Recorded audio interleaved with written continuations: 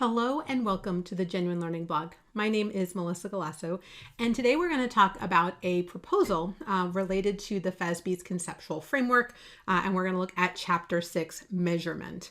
Now, at some point, the FASB started working with the IAASB many years ago on the Conceptual Framework as one of their joint projects, and then they took a break. Then in 2014, they restarted. And so over the last couple of years, we've seen a renewed interest in making sure that they have a conceptual framework that is consistent. So in 2014, about a decade ago, the FASB restarted this project to try to have an underlying conceptual framework for which the board would use in order to write GAAP, right? So that it doesn't matter who's on the board. This is the theory that underlies GAAP. And if you get 10 different people and 10 different choices, you're still going to get the same outcome because this is the theory that underlies it. And so this was proposed back in December 2023. We're almost out of 2023. It's February, and we still are going through some 2023 issuances. I think we have one or two more left before we run them out. But this is a very narrow proposal, so we kind of tried to prioritize them based on what we thought would be most interesting to you guys. And so again, these are not GAAP, but they are the concepts that the board uses to develop GAAP. And so this would be part of Concept Statement 8, the Conceptual Framework for Financial Reporting, as we go through it. And basically what Chapter 6 talks about is this concept of measurement. So it provides the concepts on how items that are recognized should be measured. So we already talked about recognition, and it provides what we call a measurement system. So what is measurement? According to the proposal, measurement is the process of determining relevant numerical depiction of items recognized in the financial statements. So what are we going to put it on the financial statements for? So recognition puts it onto the financial statements. Measurement is for how much, right? So what is the dollar amount that we're going to attach to it, a dollar figure?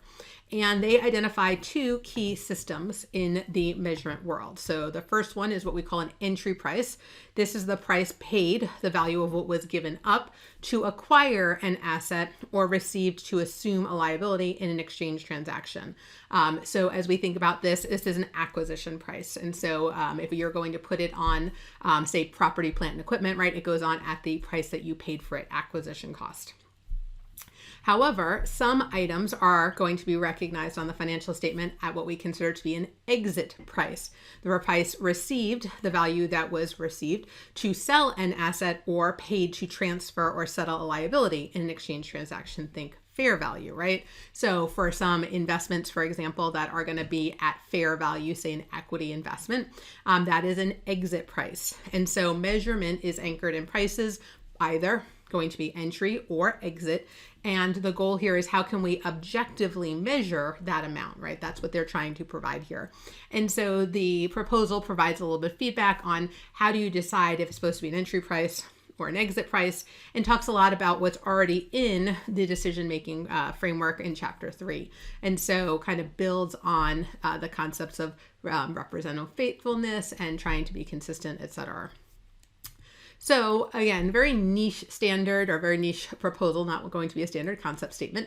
And comments are due March 20th. So still plenty of time if you have any interest in responding to this. I know the FASB would love to hear your thoughts. Maybe you want to call it something different, or maybe you have more details that you think should be provided on how you make that determination.